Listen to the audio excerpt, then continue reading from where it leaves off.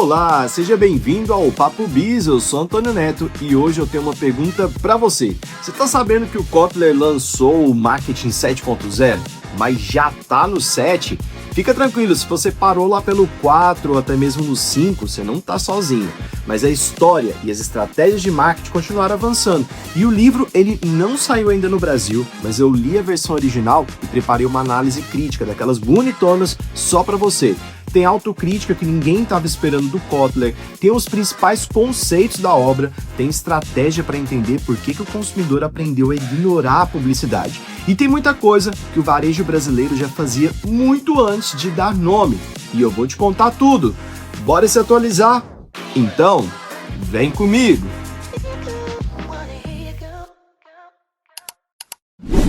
Abre o seu feed aí agora, qualquer rede, mas olha com bastante atenção. É marca postando os mesmos formatos, reels com as mesmas trends, o carrossel poderia ter sido criado por qualquer agência e campanha que serviria para qualquer cliente se você trocar simplesmente aquele logo ali no canto do card. Esse é o estado do marketing hoje. E o mais interessante é que a pessoa que ajudou a construir esse cenário acabou de lançar um livro para tentar consertar essa situação, meio que fazendo um meia-culpa, e o nome dele é Philip Kotler. Bem, eu li o Marketing 7.0, esse novo livro do Kotler, que foi lançado em abril lá nos Estados Unidos e ainda não tem tradução oficial para o português. O que eu vou te mostrar é que esse livro não é exatamente o que ele promete ser, e eu vou te explicar. O título completo do livro é Marketing 7.0, A Guide for Thinking Marketeer in the Age of AI. Numa tradução bem livre, seria uma espécie de guia para os profissionais de marketing que querem pensar estrategicamente nessa era da IA. Ou seja, ele está prometendo ser um tratado sobre essa próxima fronteira tecnológica do marketing, principalmente com toda essa virada digital, essa era das IAs. Mas por baixo dessa promessa toda, o que existe é um acerto de contas com a indústria, que se meteu basicamente num beco sem saída nesses últimos 10 anos. E eu vou te entregar um diagnóstico e as armadilhas que prenderam o marketing. Essa sensação que você está tendo de um feed muito uniforme, ele tem uma origem muito clara. Porque nos últimos 10 anos, a indústria acabou apostando em 3 grandes movimentos ao mesmo tempo.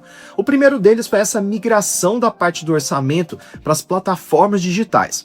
O segundo, essa adoção de um vocabulário de performance que passou a ser a linguagem oficial do marketing.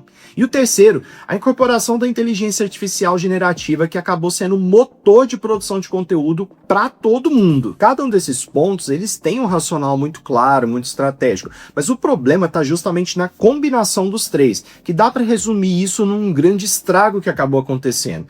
A digitalização escalou o alcance, mas também acabou escalando o ruído. A performance excessiva escalou a mensurabilidade, mas também escalou essa miopia e a criatividade. E a IA escalou a eficiência, mas também escalou a homogeneização. Ou seja, cada avanço da década foi celebrado com uma nova conquista, mas também trouxe junto um custo, que agora o livro está reconhecendo.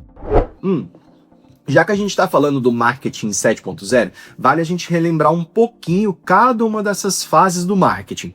Talvez você se lembre lá do Marketing 1.0, que era muito centrado no produto, orientado para produção industrial, para eficiência de vendas, a origem dos conceitos básicos do marketing. Depois, o Marketing 2.0, que passou a ser voltado para o cliente, aquele momento que as empresas perceberam que precisavam conquistar e fidelizar os compradores, quando os mercados começaram a ficar muito mais competitivos.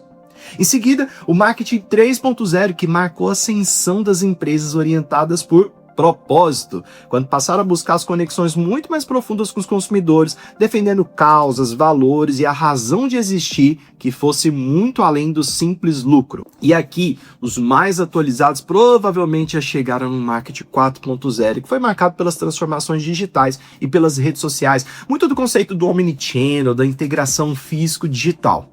Talvez você também tenha acompanhado o Marketing 5.0, que foi lançado durante a pandemia, que incorporou inteligência artificial, automação e tecnologia a serviço da personalização em escala e dessa digitalização forçada da pandemia, né? Que nos obrigou a pensar a tecnologia para a humanidade. E talvez aqui você já não deva ter acompanhado tanto, mas o Marketing 6.0 foi marcado pela promessa da personalização das experiências imersivas que borra essa fronteira do físico, do digital. Sabe aquela velha promessa utópica do metaverso que a gente acabou vendo que não se concretizou? Pois é, era sobre isso. Mas deixa eu te tranquilizar, se você parou lá no 4 ou no 5, você não tá sozinho. A velocidade com que o Kotlin vem atualizando essa cronologia é quase a mesma com que a gente está vendo surgir novas plataformas, novas siglas, muitas novas tendências no marketing.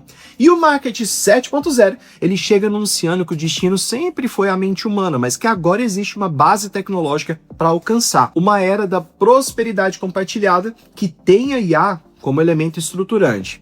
Mas, em resumo, nessa nova era do marketing, a tecnologia deixou de ser promessa e virou ambiente.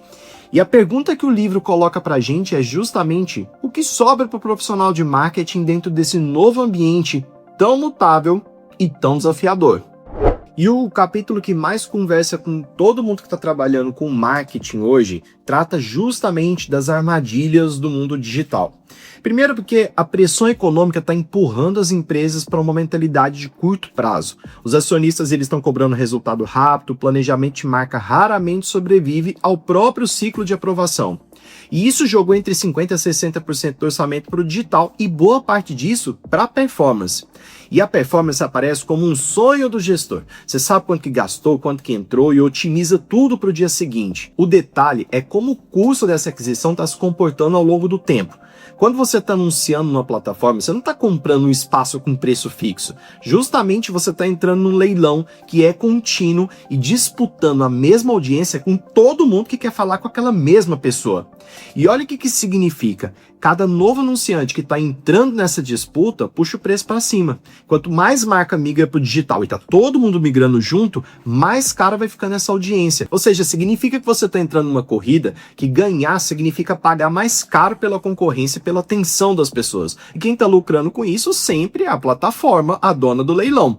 E você, com seus concorrentes brigando para ver quem leva o prêmio. E aí, soma tudo isso, essa fadiga publicitária que faz com que a resposta dos resultados vão caindo e te obrigando a gastar cada vez mais. E soma ainda também a armadilha do desconto, porque você vai colocando oferta por tempo limitado, vende hoje, e isso vai treinando o consumidor para amanhã. Você está ensinando o cliente a esperar uma promoção, e o equity, que é aquele valor de marca que faria ele voltar sem o desconto, acaba vazando a cada campanha. Você está conseguindo entender? A marca que vive só de performance, ela é ótima em colher demanda que já existe, mas ela é péssima em plantar demanda futura. E quem só colhe, uma hora vai ficar sem ter o que colher. A saída que o Kotler está nomeando se chama de Brandformance, que é a construção de brand, ou seja, de marca, e a performance toda no mesmo movimento. Mas aqui tem uma leitura que o livro ele acaba não fazendo, que eu acho que a gente precisa ligar ao tom mais crítico. No varejo brasileiro, por exemplo, Brandformance ele não é uma tendência, muito pelo contrário, ele é uma condição de sobrevivência já há muitos anos. Com as margens muito apertadas e consumidor mais sensível a preço, depender só de performance é um suicídio de margem. Por isso que eu já venho falando aqui de um outro conceito que é até similar, que é o de retail, que é a união de branding mais retail, varejo. A campanha que gera venda sem necessariamente abrir mão de construção de marca. Inclusive tem um episódio aqui no Papo Bis que eu falo sobre a campanha Birra de Mãe, que foi a campanha de Dia das Mães da Casas Bahia, que é justamente isso na prática. Vender eletrodoméstico, bater meta, construir território efetivo de marca na mesma peça. Recomendo muito você ouvir. Em resumo, o que para o Kotler é uma síntese muito desejável de uma estratégia nessa nova era do Marketing 7.0, por aqui a gente já está tratando desse mesmo tema muito antes do livro dar nome. O ponto mais afiado do livro é como a IA está acelerando a perda de diferenciação e isso está operando em 3 camadas que vão se reforçando. A primeira é uma camada estética. Os modelos de IA elas aprendem padrões do que já existem e devolvem variações disso. Quando toda marca usa a mesma ferramenta com prompt parecido, o visual vai convergindo. A Coca-Cola sentiu isso na releitura por IA da campanha de Natal de 2024, quando ela recriou tudo com IA e foi chamada de sem alma pelo público. A segunda é a camada de narrativa. A performance e o algoritmo empurra tudo para o que já funcionou nas métricas. As marcas copiam o que já performou para os outros e a narrativa vai convergindo. E o livro chama isso de banner blindness no extremo. Como consequência disso, parece que o cérebro do consumidor ficou treinado para pular tudo que tem cara de anúncio. E quando tudo se parece anúncio, a filtragem fica ainda mais agressiva. A terceira é a cognitiva. Essa tiktokização do conteúdo, os ganchos de vídeo curto, looping de retenção, isso tudo foi moldando o que as marcas produzem e no mesmo movimento como o público aprendeu a processar a informação.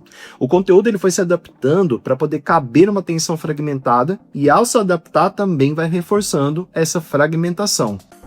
E agora tem aqui o ponto mais crítico que o livro identifica com muita lucidez e o que me deixou muito assustado.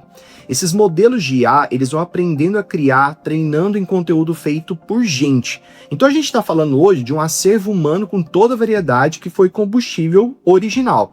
Só que a internet está se enchendo de conteúdo gerado por máquina, e a próxima geração dos modelos vai aprender em parte com o output gerado anteriormente. A máquina passa a aprender com a própria máquina. Um exemplo, pensa numa fotocópia. Você copia uma foto e ela fica boa. Copia a cópia da cópia e vai perdendo definição. A cópia da cópia da cópia já virou um borrão. A IA alimentada pelo próprio resultado vai destruindo aos poucos a própria criatividade. As pontas, o inesperado, tudo isso some a cada geração. E nasce justamente daí um grande paradoxo que inverte justamente a equação da corrida pela eficiência.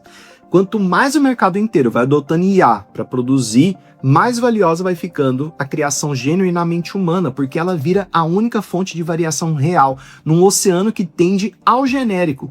O resultado é um marketing genérico por design, e a única coisa que rompe esse design é a injeção de humanidade. O quarto capítulo, ele apresenta um arquétipo que sustenta o livro, o arquétipo do humano aumentado. O que é isso? É o indivíduo que vai terceirizar a cognição para o celular. Ele socializa pela tela, consome o que a IA recomenda e transita sem fricção entre o físico e o digital. Para engajar esse consumidor, o Kotler ele organizou 3 desafios. O primeiro é o filtragem agressiva. O consumidor ele pula tudo que tem cara de anúncio. Em resposta a isso, surge o conceito de conteúdo lo-fi, que rompe o padrão por parecer que a gente está vendo alguma coisa de um amigo. E aqui já cabe uma leitura muito local, porque esse conceito do lo-fi que o livro apresenta como novidade já é cultura estabelecida no Brasil há muitos anos, principalmente com os conteúdos dos creators. O segundo desafio é a fragmentação social. O público se divide em tribos, em nanocomunidades, em micro-influenciadores, passam a ganhar importância ainda maior do que as celebridades, porque o cérebro social confia em quem parece um dos nossos. Portanto, adaptar a mensagem para cada tribo aumenta a relevância, mas ameaça diluir o posicionamento central. O terceiro desafio que o Kotler traz é onde eu quero gastar mais tempo, porque ele explica o consumidor brasileiro melhor que quase qualquer outro relatório de tendência. O Kotler, ele chama de efeito batom. Você já ouviu falar? Eu vou te explicar. Esse termo ele é muito usado em tempos de recessão, porque ele fala que as pessoas acabam cortando grande parte dos luxos, mas mantêm pequenos prazeres acessíveis como alguma forma de compensação emocional. E o batom seria justamente exemplo desse conceito. A versão de hoje ela é um pouquinho mais sofisticada e fala sobre essa polarização dos gastos. O mesmo consumidor que faz o trade down, naquilo que ele considera commodity, mais básico, onde ele vai comprar o mais barato sem culpa, é também aquele que mantém um trade up naquilo que tem significado, onde ele paga o premium sem nem piscar. Esse mesmo cliente, ele compra o arroz mais barato e o café especial caro. A renda não explica essa contradição. A hierarquia de significado explica. E aqui está uma virada legal para quem opera com varejo no Brasil. A pergunta deixa de ser quanto o cliente pode pagar e passa a ser onde na vida dele aquela categoria se encaixa. No balde do commodity você compete por preço, conveniência e a narrativa ali é desperdício.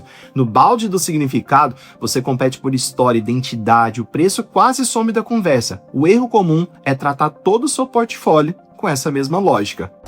Bem, junta os 3 desafios e aparece um consumidor que defende os 3 recursos escassos ao mesmo tempo: a atenção, a confiança e o dinheiro.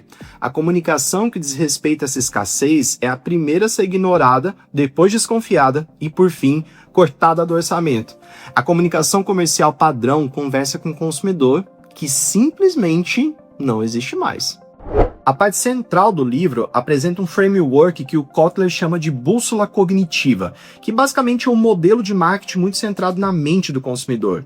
E ele parte de 3 sistemas cerebrais que funcionam como uma espécie de funil. Vou te mostrar aqui a imagem desse funil que o Kotler criou. No topo, o cérebro da atenção, que descarta em fração de segundos tudo que tem cara de publicidade. Depois, o cérebro social, que avalia se quem está falando parece com um dos nossos. E só então, no fundo do funil, o cérebro da recompensa, que é onde a decisão acontece. A mensagem que falha em qualquer um dos 3 momentos morre ali mesmo, por mais mídia que tenha por trás. E o livro ele defende uma coisa certeira numa era dos dados. A observação empática continua insubstituível porque descobre o que a IA não vê. A máquina detecta padrões no que já aconteceu. A necessidade latente e a contradição só aparecem naqueles que têm uma observação direta. Um exemplo disso é a Liquid Death. A água que foi apresentada numa lata de cerveja nasceu justamente de um fundador que estava vendo os músicos escondendo água numa lata de energético no palco. Nenhum dataset apontaria isso, porque ainda nem tinha virado comportamento de compra. Você conseguiu entender? Agora, honestidade analítica também exige apontar os limites. E o livro, ele acerta o diagnóstico, mas ele acaba tropeçando em 3 grandes frentes. A primeira é que a neurociência aqui ela é muito seletiva e muito simplificada ao ponto de o próprio texto admitir que ele usa modelos já superados. A segunda é que os exemplos que são trazidos aqui no livro, eles são quase todos americanos e asiáticos. E o livro raramente situa o fenômeno em mercados muito emergentes como o nosso, onde o crédito e a informalidade reescrevem a lógica do consumo. E a terceira, que para mim é a mais grave, porque acaba comprometendo a própria solução do livro. Porque o Kotler, ele descreve a homogeneização, a fadiga publicitária, como se elas fossem efeitos naturais da tecnologia, como se fosse uma maré que subiu e ninguém poderia evitar. E aqui a gente precisa ter um olhar mais profundo e ir além, porque isso tem desenho, tem dono, tem modelo de negócio por trás, construído de propósito. Você lembra do modelo de leilão de anúncios que eu comentei lá atrás? Pois é, as plataformas elas vendem atenção e elas lucram quanto mais as marcas disputarem essa mesma audiência. Então o interesse dela é justamente manter a audiência escassa e os anunciantes brigando. A fadiga e o custo de aquisição que está subindo sem parar, que o livro acaba tratando como se fosse um efeito colateral, são na verdade o sistema funcionando exatamente como ele foi projetado. O desconforto da marca é justamente a margem da plataforma. A marca ela produz o conteúdo, ela financia a criação, ela constrói o desejo e a plataforma vai cobrar o pedágio para entregar isso para a audiência que ela está intermediando. Quanto mais a marca depende da plataforma, mais poder a plataforma tem para aumentar esse pedágio. A marca planta e acaba dividindo a colheita com o dono da estrada que vai levar até o cliente. Então aqui vai minha posição como quem está operando isso todos os dias. O marketing 7.0 ele dá esse vocabulário para descrever o sintoma com muita elegância, com muita satisfação. Mas quem está operando precisa enxergar também a causa, porque a estratégia que ignora a economia política da distribuição desses algoritmos constrói marca em terreno alugado sobre regras de quem está cobrando aluguel. Ser mais humano é necessário. E repensar a dependência das plataformas que lucram com essa homogeneização é também igualmente necessário. Por fim é isso, né? Ainda assim o livro acerta no que mais importa, porque nesse ambiente em que qualquer marca automatiza conteúdo, mídia, atendimento e o copy, a eficiência acabou virando commodity. E o diferencial vai se deslocar justamente da sensibilidade cultural, da interpretação humana e da capacidade real de gerar conexão. A empatia, essa palavra que já foi tão gasta nas palestras motivacionais, está sendo redescoberta justamente como uma vantagem competitiva. E a capacidade de ler tensão, que nenhum dashboard captura, de construir história ancorada na ansiedade real, de fazer o cliente sentir cuidado onde o atendimento padronizado falha, é onde está a diferença. Tudo isso é empatia convertida em entrega. A tecnologia escala o que funciona. Quem decide o que funciona continua sendo humano e vai continuar enquanto a IA permanece presa a remixar padrões existentes sem criar significado novo. Talvez aqui o Marketing 7.0 fique como o livro que marcou o momento em que a indústria parou de fingir que estava tudo bem. E se toda marca agora tem as mesmas ferramentas, a verdadeira vantagem competitiva voltou a ser aquilo que nunca deveria ter saído do centro da disciplina: compreender pessoas.